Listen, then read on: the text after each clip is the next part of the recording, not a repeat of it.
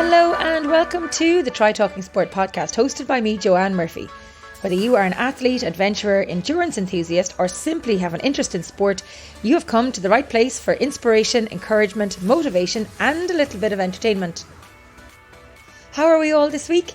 I have literally just landed in Portugal for an epic weekend of Ironman announcing in Cascais. It's going to be a busy few days with the first ever full distance Ironman event on Saturday, followed by the Ironman 70.3 on Sunday. Now, with lots of age group athletes lining up to race across both events, there's also a stacked field of professionals racing on Sunday and a large Irish contingent also taking part across both events. If you are racing at the weekend, please do be sure to come and find me and say hello. I'm looking forward to a couple of chill days in the sun after the epic Mondello 24 race at the weekend. There was a busy lead into the weekend and the event itself was 100% full on. Crewing for our Galway babe, Karen Cassidy, was intense, emotional and exhausting, but it was totally worth it to see her smash her first solo ultra endurance race. Having trained with her over the past few months, seeing the commitment and dedication she had to her goal, balancing her training with a very busy household and a full-time job, it was an achievement in itself to get to the start line in such great shape. Being part of the crew instead of racing gave a completely different insight and perspective to ultra endurance racing. And just like a rider on the bike turning the pedals for 24 hours, the crew were on hand for 24 hours also, with the goal of ensuring the riders being monitored, minded and motivated, especially when the tank starts to empty and the later hours of the event start to take its toll on the rider. The joy, elation and emotional relief of finishing was felt by all of us on Sunday afternoon as Karen crossed the finish line as the fastest female solo rider. She completed 171 laps of the track, covering an incredible 598.2 kilometres over the 24 hours. A brilliant result which saw her finish in the top 5 overall. This totally testament to her training and determination to achieve this mammoth goal. In addition to crewing for Karen, I was invited to announce the start of the race on Saturday and provide some live race commentary on Instagram for the event. It was such a buzz, building up the excitement on the morning of the race with the unique Le Mans start, with riders on one side of the track and their bikes being held by a crew member on the other side. And when the siren went, the riders ran across to their bikes, jumped on and off they went. Getting to experience the event from the inside and the outside was great. And with so many familiar faces racing and crewing, there was great fun had, even when the wind was howling and the rain was battering us in the middle of the night. This race is definitely one for the radar for next year. Whether you are an experienced rider or simply wish to dip your toes into the sport of endurance bike racing. With solo and team options, there are plenty of opportunities to experience the event as a rider or as a crew member. Huge congratulations to everyone who took part and to the event organisers for delivering a great inaugural event. I hope to be back next year. Who knows, I might even bring my bike. Now to this week's guest. 26-year-old Shannon Kelly stamped her return to triathlon racing this year, claiming victory in the King of Greystones Triathlon in July after a rare blood clot called an abrupt halt to her sporting career in 2019. The first-year junior doctor, now based in Waterford, has been involved in sport and performing arts for most of her life, excelling in and embracing both passions for many years. However, leaving aside her love of performing arts, she concentrated her efforts on triathlon in recent years. Having grown up as a competitive swimmer, it wasn't long until she excelled across swim, bike and run. A cardiac scan as part of a requirement to race with a triathlon team in France saw her sidelined when it was discovered she had a blood clot and was facing some scary health issues. Navigating her way through the journey back to full health, dealing with the implications of her condition and the loss of sport was not an easy road.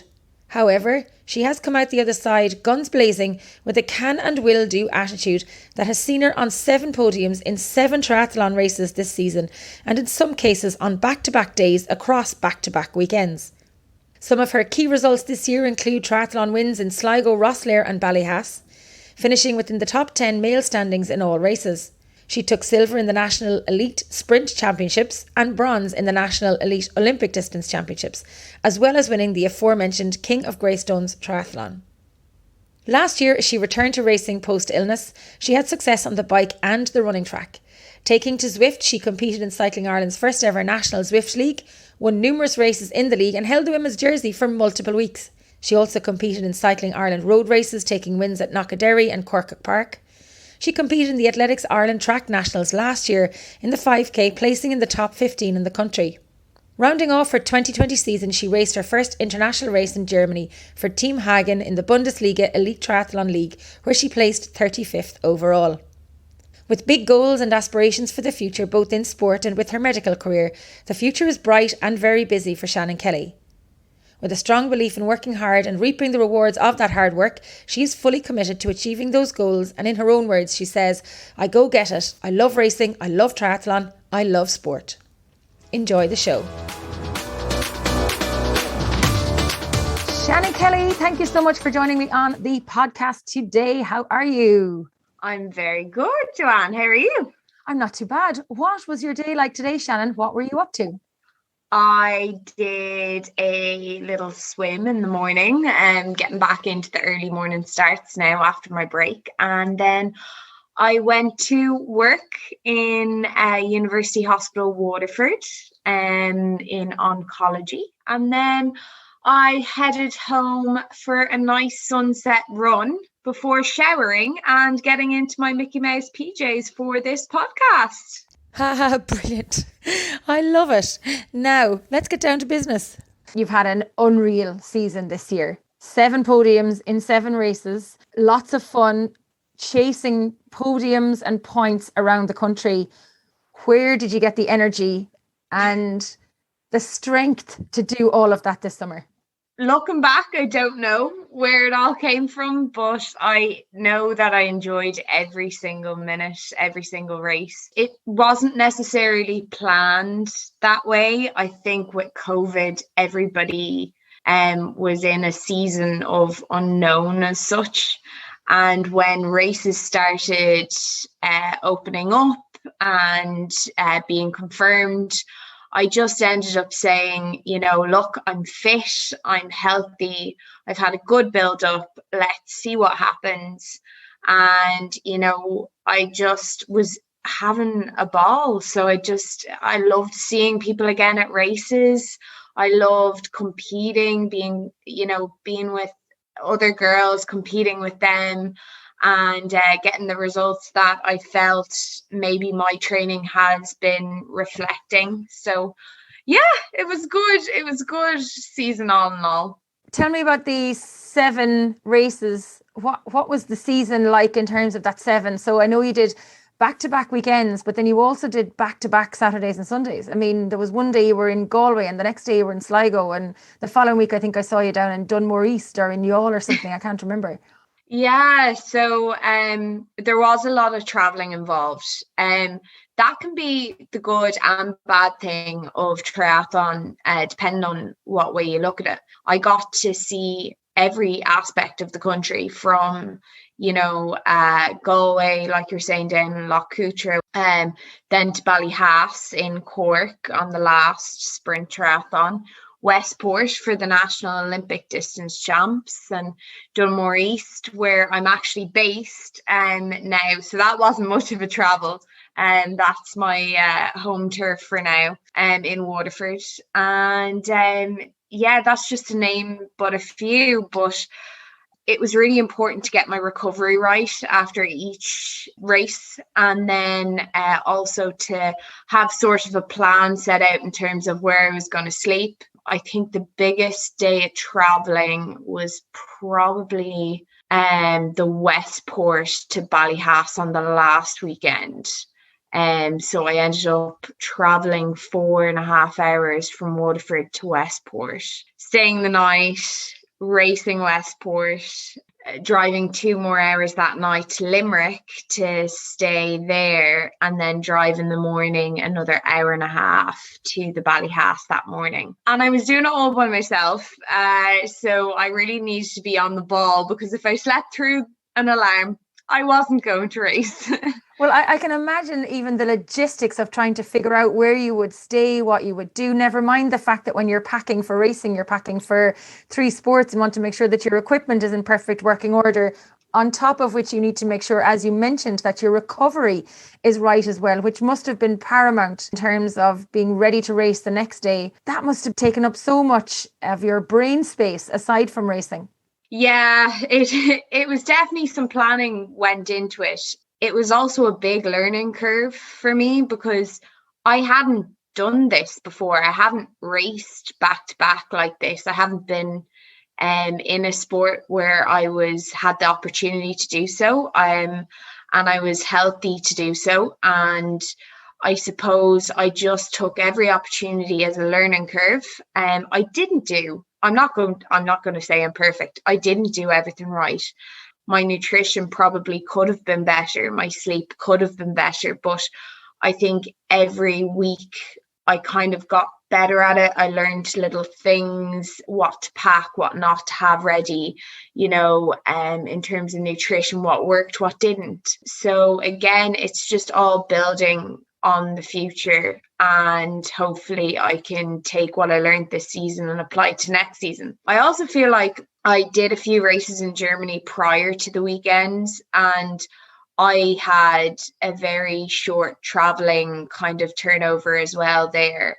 And that was during COVID. So it was slightly stressful, a little bit, because you have to get PCRs, you have to be on time. The Germans are great with their timing and their schedules. So I suppose it was just building on that. And before we go back to talk about your background in sport and how you ended up getting into triathlon, I just want to come back to the recovery piece.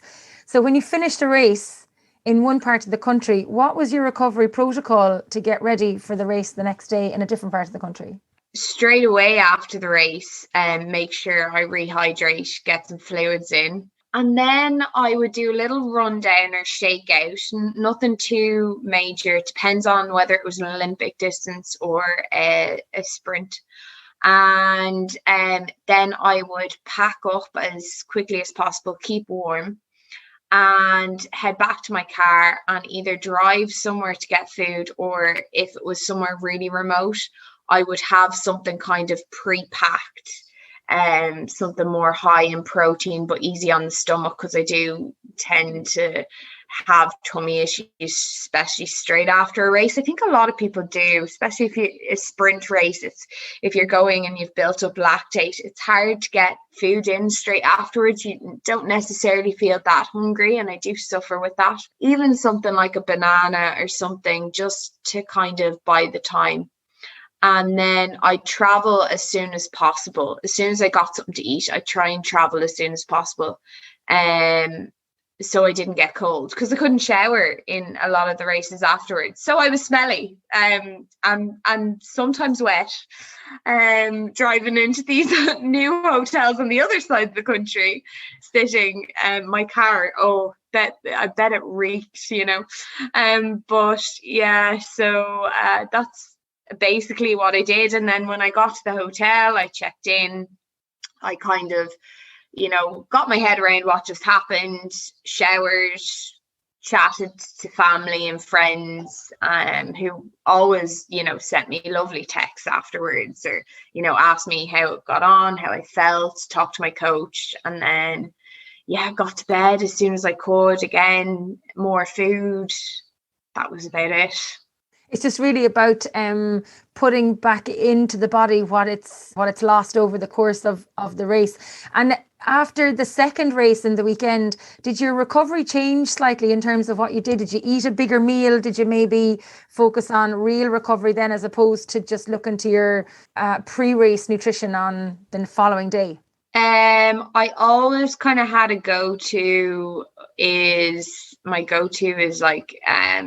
kind of like a really simple carby meal the night before, and then something a bit more higher protein straight after a race.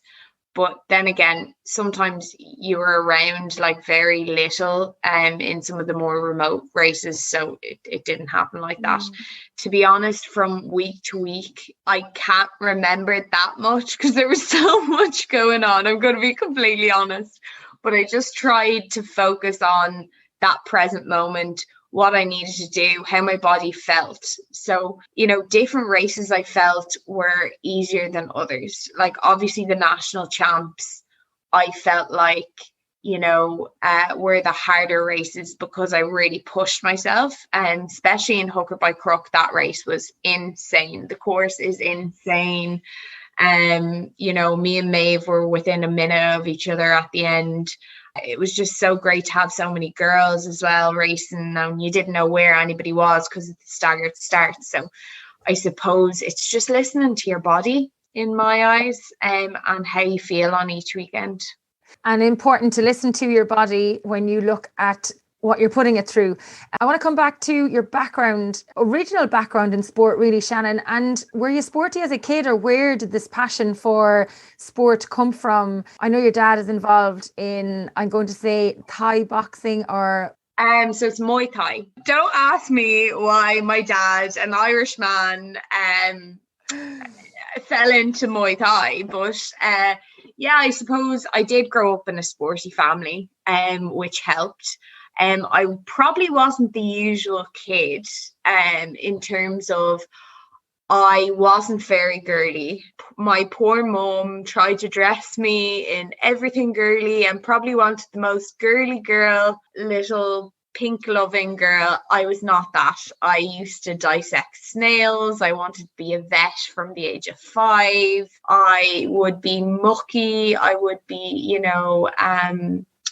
running out with the boys, doing anything I could, wanting to be with dad in the gym.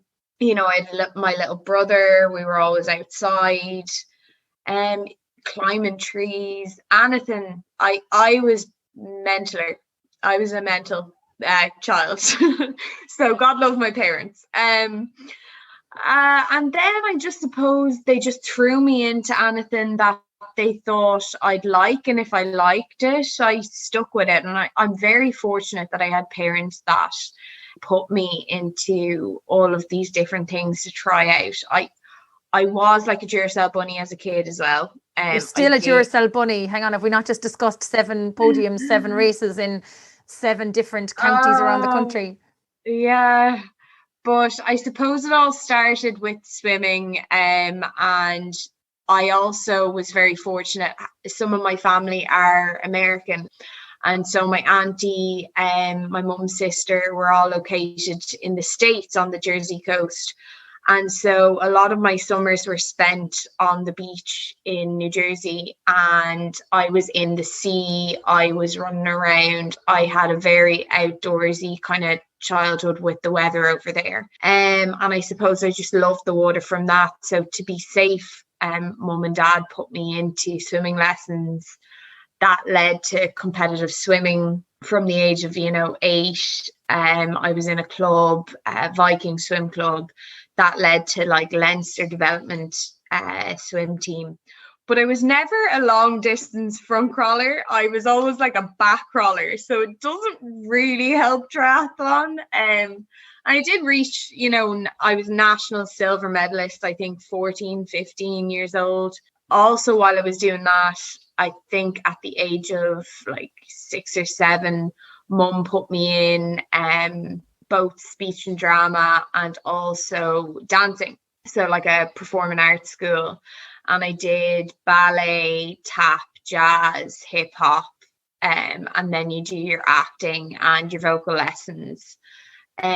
So I would have kept that actually going all the way until Leaving Cert. I was fortunate enough to work equally as hard in that as I did in my swimming. And when I got to about 14 to 16, there was opportunities there that I took hold of while I was still in secondary school. I ended up going on a week scholarship to London Bodyworks, and was at 13 dancing in London Pineapple Studios under some incredible choreographers, which were all organised by my performing arts college. And they gave us opportunities if we put the work in. I did then a few little acting stints, which I loved growing up. Are you the girl of Fair City? So yeah, I have been on Fair City a couple of times. I think my dad has this recorded somewhere, but I actually sang on one of the Christmas specials, Silent Night. So I did, that was my first, when I was 11, I sang on that. And then what else? Yeah, love hate. I was in some of the Eddie Rocket scenes. And yeah, they were great experiences, and each again just taught me a little bit about myself and taught me traits that I could bring in to future ambitions and aspirations. So when did the swimming/triathlon start to really take hold, that you decided to go down the athlete route versus the performing arts route? When I was 15, I went to London, as I mentioned, just to see colleges. That age is kind of the age you'd go for training in dancing if you wanted to make it, on the likes of Broadway or, the West End. And so I was fortunate enough to go on one of these kind of trips to see what the college was like. They were offering, places there, and there was a good setup. But when I did the week there, it kind of confirmed to me that that's not the sort of lifestyle I wanted to live. I loved dancing and I loved it, but it was very dog eat dog. There was a lot of competition, but in a different sense. It wasn't based on necessarily your talent. Unfortunately, sometimes it came down to the way you looked and whether you were looking, not that you looked bad, but whether you were right for a job, and just what they were looking for in the advertisement and whatever it was you were auditioning for. And some people would go years without getting a job, and it was just the uncertainty just kind of scared me as a 15, 16-year-old when we all worry about money and future, and you shouldn't be doing that, but I suppose practical 15, 16-year-old me did. So I threw myself into swimming and my studies, and I wanted to get veterinary. So I unfortunately didn't do that because I'm now a doctor of humans, not dogs and cats. But anyway. Or snails, yeah. My dad loves that one, so I have to put it in. He never lets me go that I used to bring in snails. Oh, and like sea crabs. I thought I was helping sea crabs when I was like a kid in New Jersey. So I'd like dig up all the, the burrowing sea crabs, and I'd put them in this big bucket and fill it with water because I think it would be helping them because they needed to swim because crabs live in water. These ones didn't. I ended up like drowning all of them, and they'd be floating on the top of the bucket in the morning, and my mum would be like, "What did you do?" So yeah, not the best vet back then, but the points were really drastically high. There's only actually one veterinary course in all of Ireland, and for anybody listening who has aspirations to do it or is doing it, fair play, because it's just so difficult to get into, even harder than medicine at present. And I tried and didn't succeed, but I landed in a job that I love now. When I was focusing on that, swimming and dancing took a backside. I then stopped swimming within my first year of college. I was 17, 18. And yeah, I just started traveling the world. I obviously, did keep fit, but I didn't, in my undergraduate degree in UCD, I didn't really do much other than be a normal kind of teenager. I was slightly younger than a lot of people. I started school quite young, so I just kind of grew up a little bit. I went out, I had my, nights out. I learned a lot from that too. And I just started to miss sport, and I missed the outdoors. I never stopped that. When I finished my undergrad, I actually had not taken a gap year, and then I actually qualified to get into medicine straight away. And from that, so it was like 3 years straight into another 4. I was going to Limerick, and during that summer I picked up some open water swimming because I was doing lifeguarding on the beaches in Dublin. And I then just threw myself into a triathlon I did an aquathon, which Orla Walsh was at, and she was, I think, 16, 17 at the time, and I was what age was I? 20. something like that. Yeah, I think it was 2019, 20. And yeah, we raced each other, and she came first and I came second. And I did not run that much. I mean, I just kind of did it to keep fit, but it was a swim run on Bull Wall in the sand.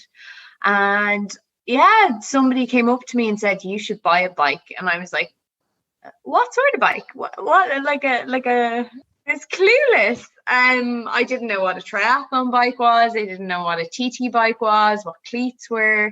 So I went down to Limerick knowing nothing. Was Triathlon Ireland had somehow I had fallen into their hands, and I ended up training down there, meeting Con, Doherty, Kieran Jackson, Eklund O'Reilly was all down there. And who else? I'm probably missing a few and they'll kill me for it. But we had a good group down there, and they all used to call me the Fred. Yeah, or Fredette. Con came up with Fredette. Yeah. So I came out. I remember Lynn making the boys bring me out on a spin, my first spin. I think I'd only been in clip-ins for about a week. I was absolutely scared, so worried that I was just going to fall over at, the small kind of turtle roll, like at the traffic lights. Yeah, that was probably me. And yeah, the boys just laughed, said I was wearing my helmet wrong. I had the wrong socks, like couldn't have impressed less. But I was still loving it, and they were great crack to have down there. And I mean, it just made everything more enjoyable, and I learned a lot from them. Fast forward then from being a Fredette to taking on some fairly hefty races and about to head across to France, I think it was in 2019, when disaster struck. I'd been just in the sport about 18 to 20 months, nearly 2 years, and I had kind of been getting better, and it was the next step to kind of throw myself into the French Grand Prix. I just joined Hup Hup like literally just weeks prior, and throw myself in. I think there was like turbo sessions and stuff. So the coaches had only gotten to know me, but this was kind of like looking for the future for the summer in the next few months. And I just booked a scan through my health insurance. It's a cardiac ultrasound. So basically it's just, like an ultrasound that you have if you're pregnant, but it's on your heart, and it just allows doctors to see the structures. So it was just a requirement because in France, they actually have had triathletes with heart problems. And so I just did this tick box thing that I thought was completely normal. I had my bike in my car. I drove to the Beacon straight from college, and I went to the scan room. I was having a chit chat because obviously I was in med school at the time with the radiographer, and we were just chatting away. And then all of a sudden she just went quiet. And in my head, I kind of knew that wasn't probably a great thing to have happened. I kind of started in my head thinking, what could this be? So the medical student in me was like, okay, it could be, a hole in the heart. I'll simplify the terms, but a hole in the heart. It could be I have a thickened muscle on one of the sides of the walls of the heart. I could just have kind of a congenital thing, and basically something that maybe I was born with that I didn't know. My cousin has something, or has had a problem with a valve in his heart that he was born with. So I was thinking, could I have had that? So everything was going in, and she just said, oh no, everything's fine. I knew the spiel. I knew by her face that everything wasn't fine, but she was like, just wait outside, and we're having a little bit of a problem getting the report. And lo and behold, 10 minutes later, a consultant came and got me and said, are you here with anybody? And I said, no. I'm due to go to Turbo in an hour. You're delaying me here. I have my bike in my car. And he goes, you're going to have to ring some family. This is what we've seen. So they won't get a great picture of what was happening. They just can see the structures and shadows. Ultrasounds work by, shooting it off, basically these waves, and they bounce back. And the way they bounce back will tell us like how close the image is, how thick it is, stuff like that.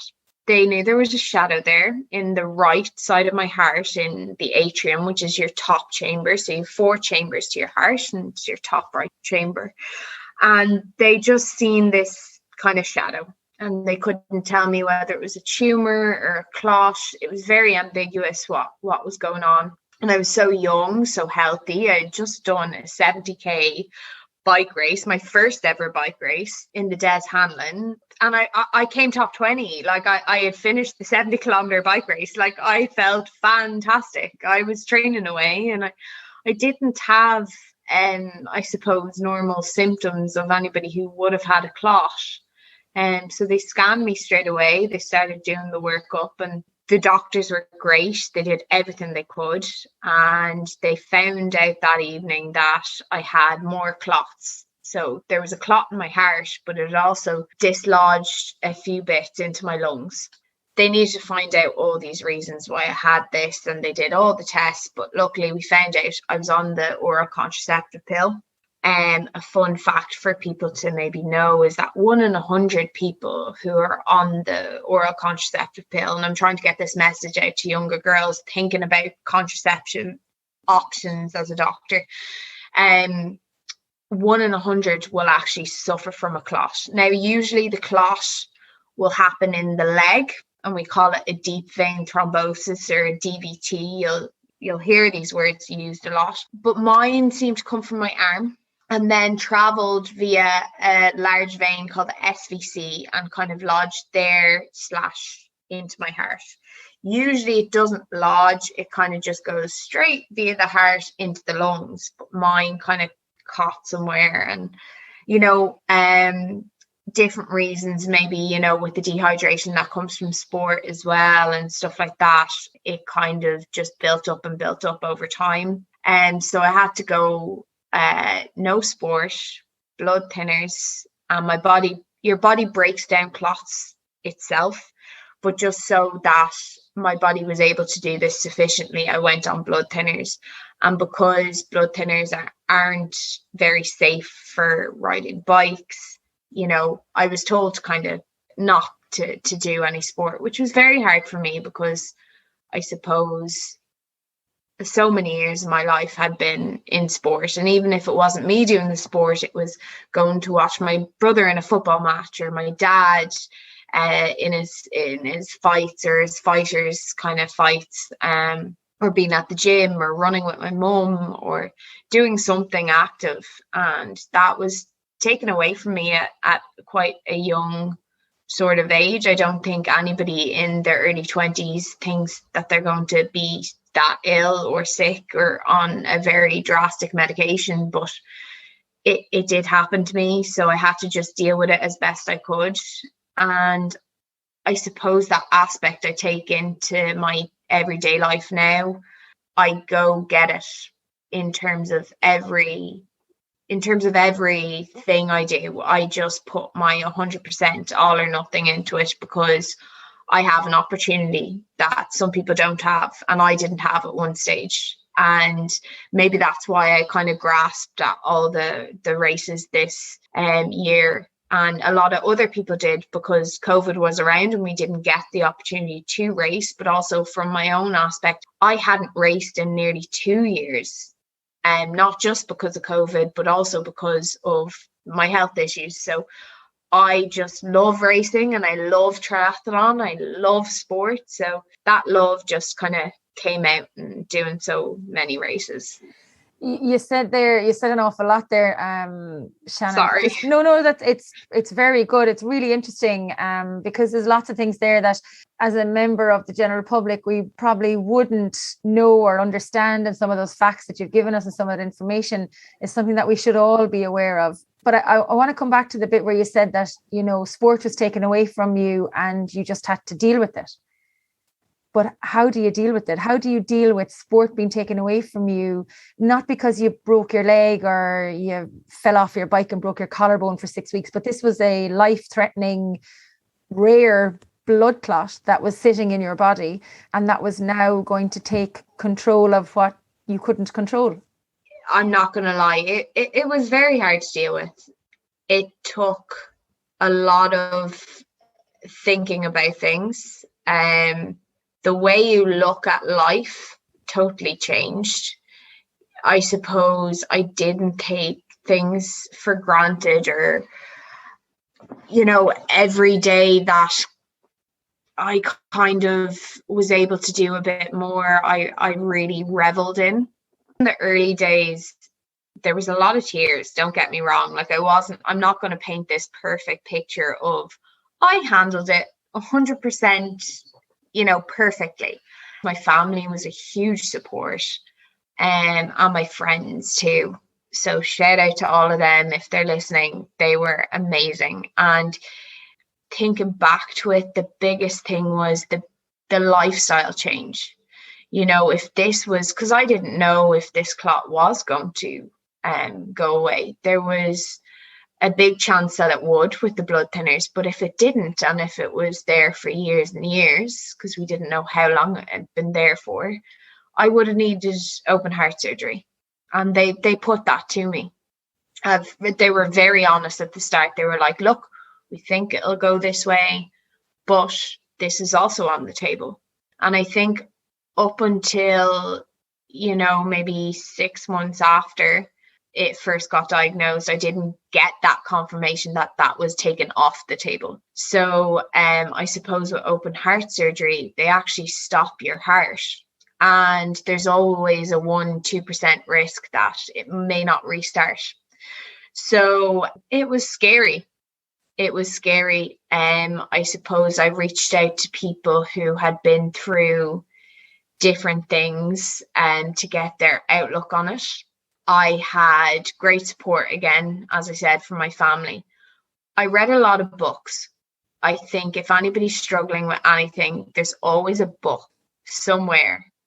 Like, I wasn't a huge reader, but literally books and podcasts as well. There were some really good podcasts.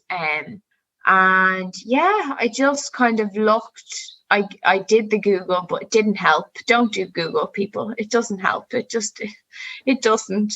My old GP has this mug, and it's it says, why did you come to me if you're just going to quote Google? And I know it's very blunt, but it is. Google is not helpful in these situations.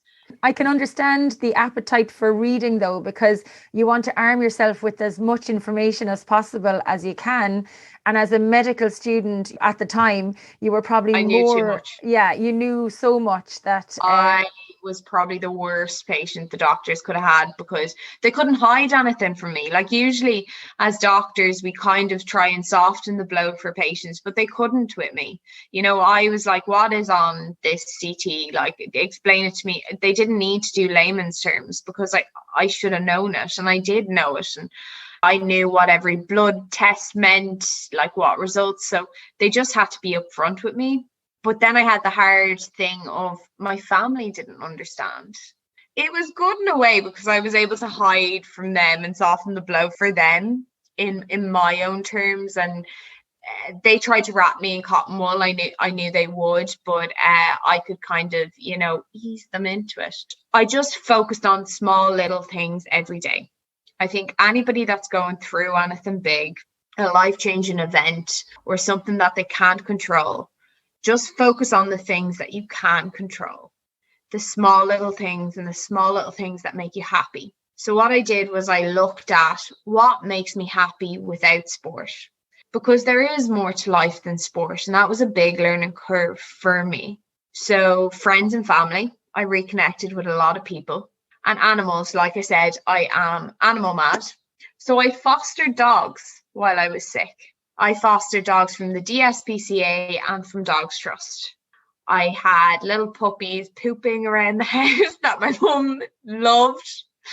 And I had other older dogs that I ended up not giving back as a foster, and ended up convincing my family to, like, my extended family, my uncle adopted one of the dogs that I was fostering as well. So yeah, that's what I did, and that's what I'd kind of recommend for people to do. Just control the controllables. And I like that idea of find something that makes you happy outside of what you've just lost, which for you at the time was sport. Moving on to the time beyond the clot, kind of 2019, probably going into 2020. We're now at, we're nearly at the end of 2021, and you have absolutely smashed your season, which we've kind of touched on.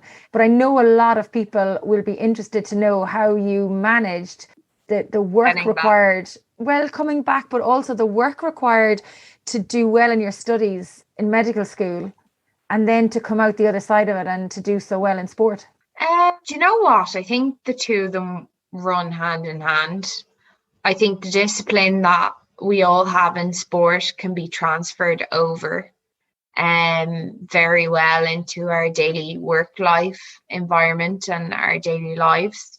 If you look at a lot of high performance athletes, or even just athletes in general, even in the triathlon sector, just even age group athletes who are doing well, they are doctors, they are lawyers, they are, businessmen, women, and CEOs.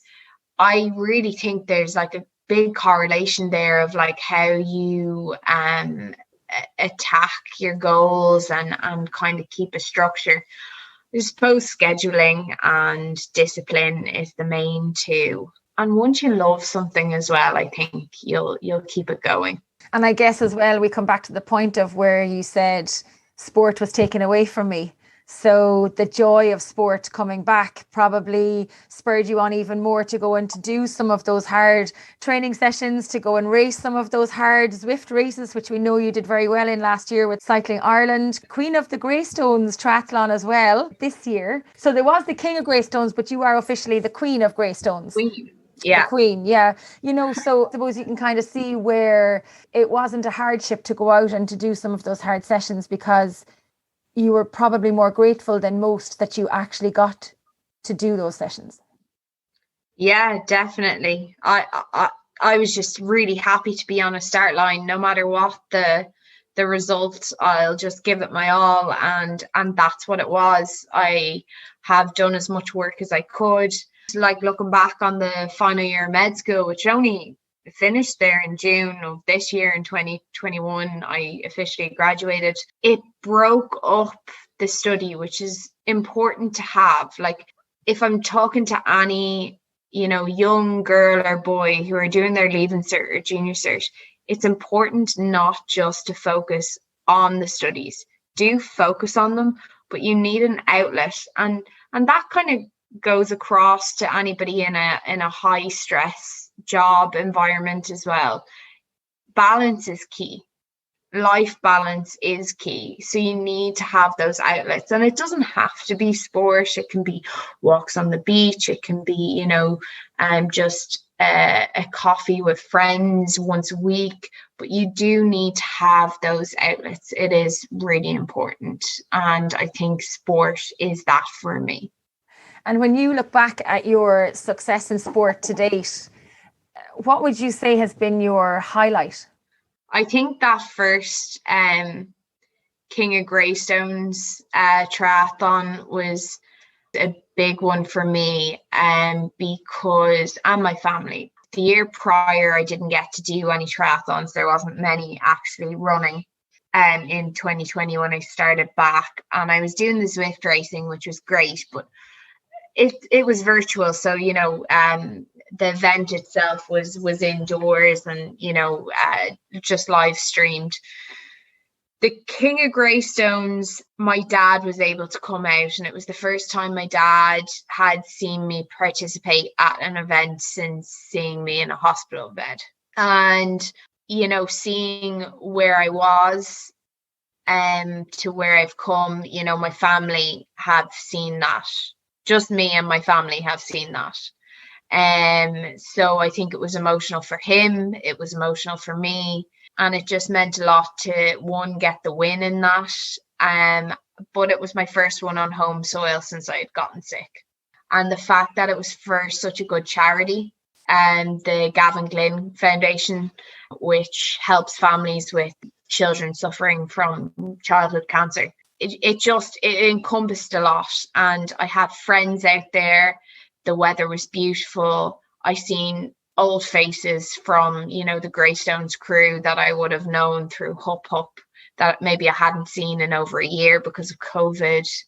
And it was one of the first races that, we were coming out of COVID and we were able to kind of run as a normal triathlon. So it was absolutely brilliant. And I think that one was a highlight of the season. And it mightn't necessarily have been national series or any of these big championship podiums that I got, but it meant a lot for me and my family. I think it's very, I don't know what the word I'm looking for is. It's very poignant, maybe is the word, that you won the King of Greystones with your connection to your own role now as junior doctor in Waterford, and the connection that you have with Barrettstown as well, and all of that kind of stuff that you're doing. It comes full circle, really, doesn't it? Yeah, I volunteered there, and prior to even COVID, I was involved in that and have met great people through that too. And met John Glynn there, the founder of the Gavin Glynn Foundation, whose son Gavin unfortunately passed away. And these people do amazing things. And, me doing a little triathlon seems so minuscule compared to what they do and they've gone through. I do want to do oncology when I'm finished all this triathlon stuff. Who knows when that will be, but I would like to focus into oncology in the future. Definitely, it's one of my passions, and I think we can make a lot of movement and leeway in the disease in the future. I think as well with the King of Greystones, it almost announced your arrival back to the sport. Oh, thank you. Yeah, I suppose so. It was very good that it was in a place that I had started back training with. I mean, with the Hup Hup group training out there. Yeah, it all came together. And again, a lovely day, loads of people out and racing and enjoying it. And it was great. What does a typical week look like for you now across work and training? I know you've just come back off a 2-week kind of break, but you're now facing into maybe your winter training and you look forward to the 2022 season. So what does next week look like? So I'm only really kind of just getting back into it, so nothing too insane. On my bigger weeks, I started my junior doctor, my intern year role in medicine in July in Waterford. So I'm contracted to work a 39 to 40 hour week, and that doesn't include overtime or night shifts. It would start with being really prepared for the day to come and the week to come. So luckily having a coach to prescribe a program, then to see that program and try and work it in my everyday kind of schedule. It would consist of me getting up at, people are probably crying when they hear this, 5 a.m. or 5:15 a.m, having a coffee, getting my swimsuit on under my furry pajamas. I'm just glad to hear that you're not wearing your swimming togs in bed under your fleecy pajamas. No, but I put on my fleecy pajamas and head to the pool. Like I'm one of these people with no shame. I will arrive at the pool in my pajamas. I will not look great.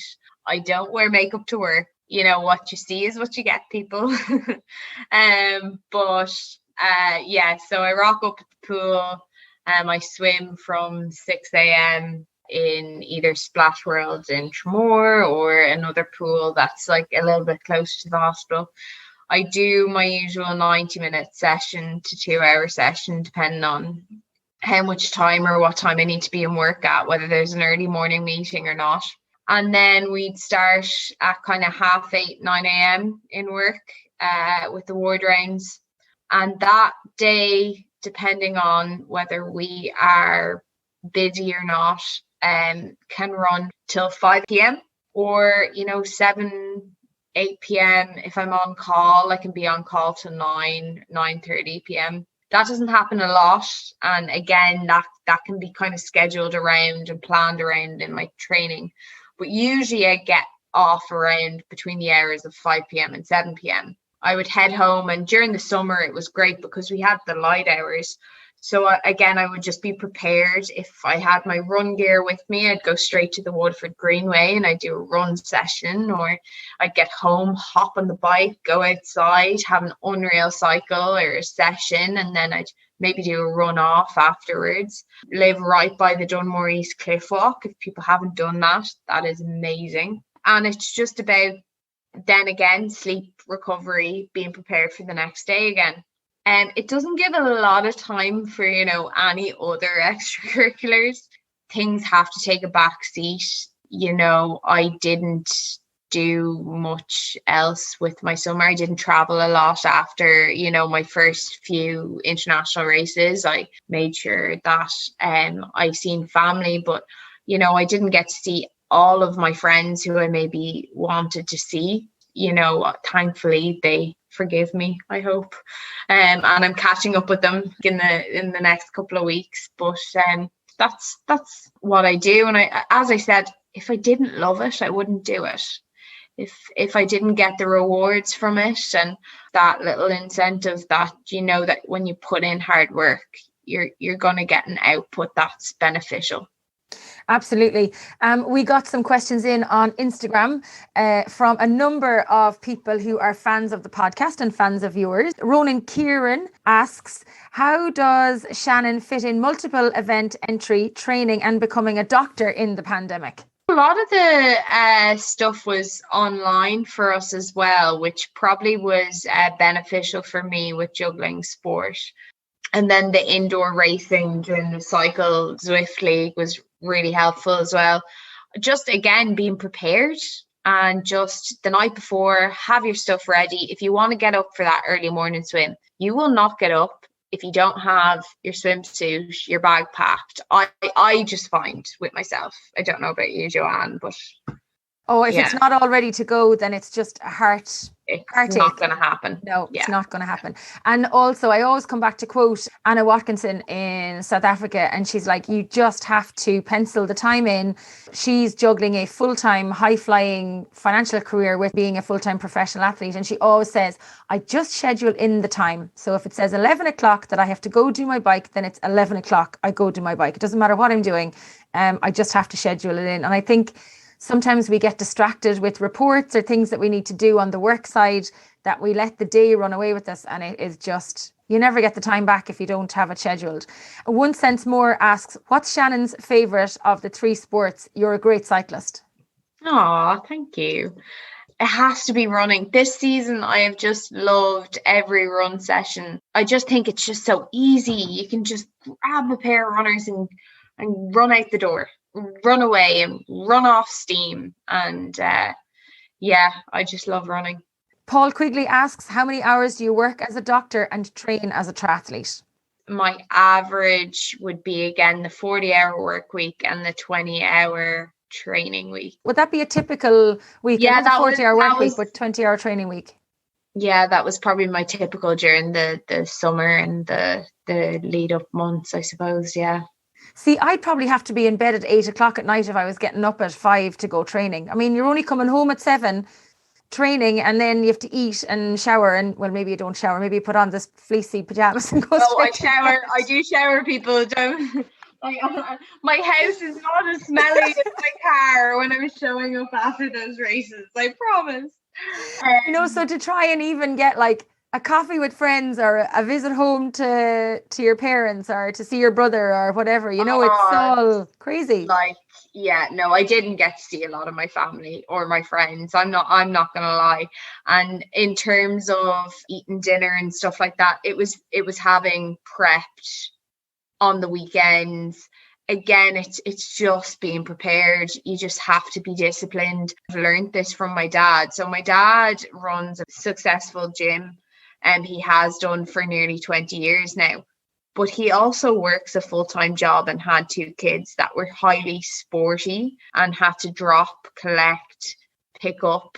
I mean, like, I trained at 5 a.m. like as a kid, and my dad was getting up at 5 a.m., dropping me to swimming, sleeping in the car. Then he'd drop us to school, do our lunches. He'd go work his day. He'd pick us up from our childminders. We'd go to another extracurricular activity, and he'd go off to the gym. He'd do gym, he'd open, he'd close, he'd coach. And then he'd come home and he'd have to put us to bed and all the other dad stuff that he fit in around that. So I just learned from him, and our daily lives are always very planned out. And my mum's very driven as well in her own kind of career and stuff like that. So monkey see, monkey do.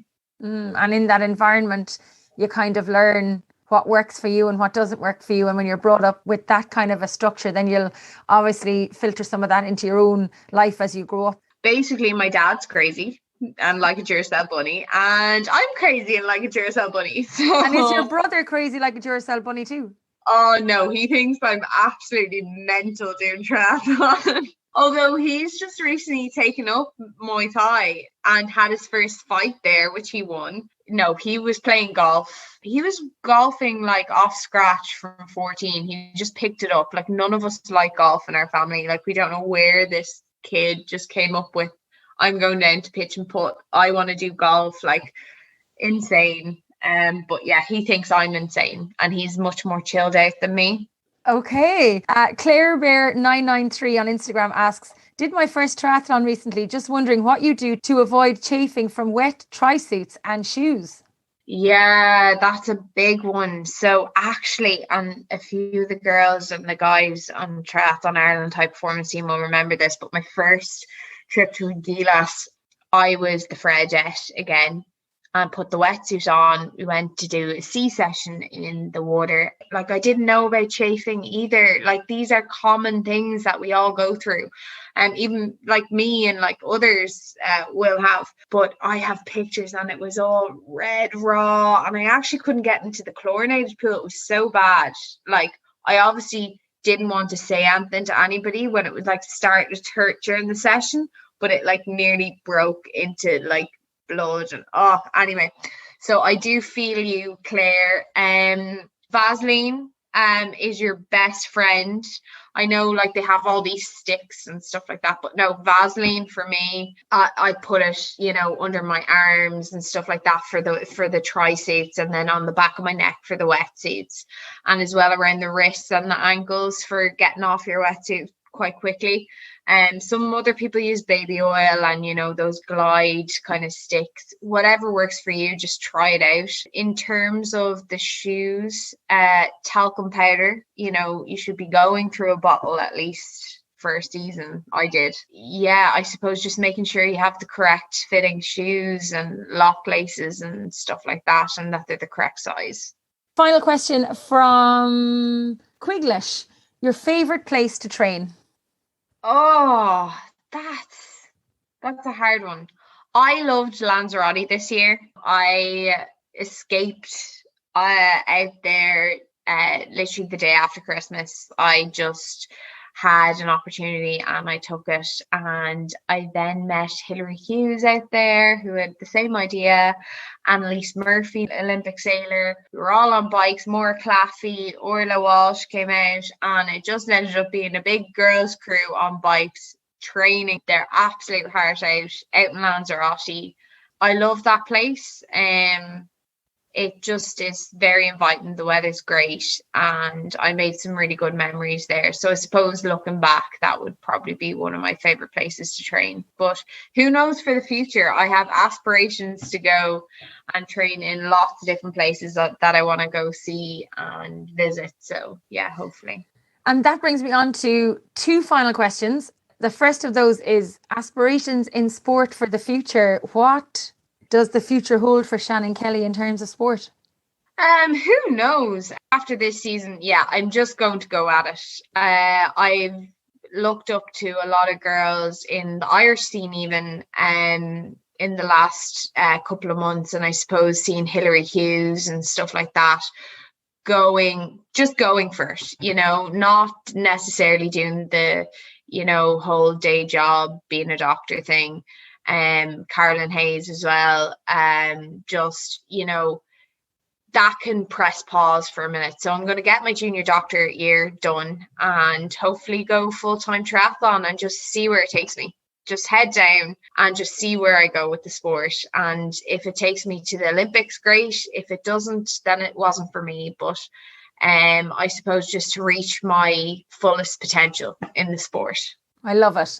And my final question is, who has had the biggest influence on your life to date outside of your family? Oh, that's a hard one. You finished with the toughest question. Outside of triathlon, or just outside of my just family? Outside of your own family, because we know how much of an influence your mum and dad were in your career so far. So outside of it, one would be my 6th class teacher, Mrs. Mulrooney. Carmo was her name, and I don't know if she'll ever listen to this, but she had belief in me and my aspirations from a little kid. I wanted to just try everything, do everything, and at that stage she just said, if you can be a doctor, be a doctor. If you want to be a vet, be a vet. And she was really just, if you put your mind to it, you can do it, and I believe in you. And she was like that with a lot of us in that class, and she was a great teacher. And I think you have always one of these teachers who does that. And then my very first swim coach as well definitely made an impression on me. Jackie Roach was her name. I don't think she coaches anymore, but she was head of the Viking swim club, and she knew that I was this little try-hard kid that never gave up. And I wasn't the most talented in sport, not at all, but I suppose she gave me the time because I gave the sport the time. I then learned from her that the more I give to something, the more I'll get back. And that was a good lesson to learn as a kid growing up. Thank you so much, Shannon, for joining me on the show and for sharing your journey in sport with us. I'm sure there's plenty more chapters to be written as the seasons go by, and I wish you the very best of luck in chasing those goals and aspirations across your sporting career and your professional career. And I hope similarly we can have more PJ podcasts soon. Thanks for tuning in. I hope you enjoyed this episode. Don't forget you can get in touch with any feedback or guest suggestions by emailing me on trytalkingsport@gmail.com. I'd love to connect with you on social media. You can find me on Facebook, Twitter, LinkedIn and Instagram. Pop by and say hi and let me know what you think of the show. If you are new to Try Talking Sport, please do check out some of our previous episodes. You will be impressed and inspired by our guests. Until next time, stay safe, keep smiling, and remember to look for fun and adventure in every day.